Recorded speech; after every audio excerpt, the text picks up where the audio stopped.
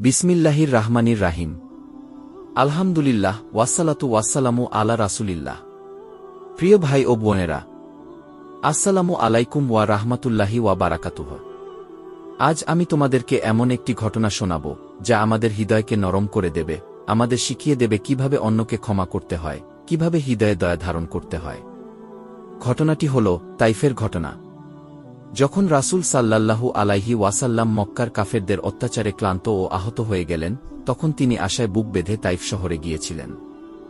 উদ্দেশ্য ছিল হয়তো তাইফের মানুষরা তাকে স্বাগত জানাবে, ইসলামের দাওয়াত গ্রহণ করবে। কিন্তু ভাই ও বোনেরা, কি হল জানো? তাইফের নেতা ও সাধারণ জনগণ তাকে শুধু প্রত্যাখ্যানই করল না, বরং রাস্তায় দাঁড় করিয়ে রাখল ছোট ছোট ও দাসদের, যারা পাথর ছুঁড়ে মারল রাসূল সাল্লাল্লাহু আলাইহি ওয়াসাল্লাম এর দিকে। রক্তে ভিজে গেল তার দুই পবিত্র পা। রক্ত ঝরতে ঝরতে তিনি আশ্রয় নিলেন একটি বাগানের দেয়ালের পাশে। সেই বাগানটি ছিল দুজন কাফের ভাই, উতবা ও শাইবা ইবনে রাবিয়ার। রাসূল সাল্লাল্লাহু আলাইহি ওয়াসাল্লাম মাথা তুলে আকাশের দিকে তাকালেন, মুনাজাত করলেন।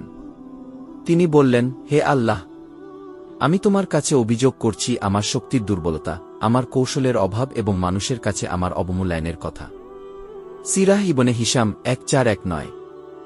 এমন মুহূর্তে আল্লাহ তার কাছে জিবরাইল আলাইহি ওয়াসাল্লামকে পাঠালেন। জিবরাইল আলাইহি ওয়াসাল্লাম এসে বললেন, হে মুহাম্মদ সাল্লাল্লাহু আলাইহি ওয়াসাল্লাম, আল্লাহ আপনার কথা শুনেছেন। আপনার জন্য পাহাড়ের ফেরেশতা পাঠানো হয়েছে। আপনি চাইলে তিনি এই দুই পাহাড় একত্রিত করে তাইফের লোকদের গুড়িয়ে দেবেন। সহিহ বুখারী 3231, সহিহ মুসলিম 1795। ভাই ও বোনেরা, আমাদের মতো কেউ হলে কি করত? বলতো, হ্যাঁ, ধ্বংস করে দাও তাদের। যারা আমাকে রক্তাক্ত করেছে তাদের শাস্তি দাও। কিন্তু জানো রাসূল সাল্লাল্লাহু আলাইহি ওয়াসাল্লাম কি করলেন? তিনি ধৈর্যের সাথে বললেন, না, বরং আমি আশা করি আল্লাহ তাদের বংশধরদের মধ্য থেকে এমন লোক বের করবেন যারা একমাত্র আল্লাহর ইবাদত করবে এবং তার সাথে কাউকে শরীক করবে না। সহিহ বুখারী 3231। কি চমৎকার শিক্ষা ভাই ও বোনেরা! রাসূল সাল্লাল্লাহু আলাইহি ওয়াসাল্লাম রাগ করেননি, বদলা নেননি, বরং তিনি তাদের জন্য দোয়া করেছেন।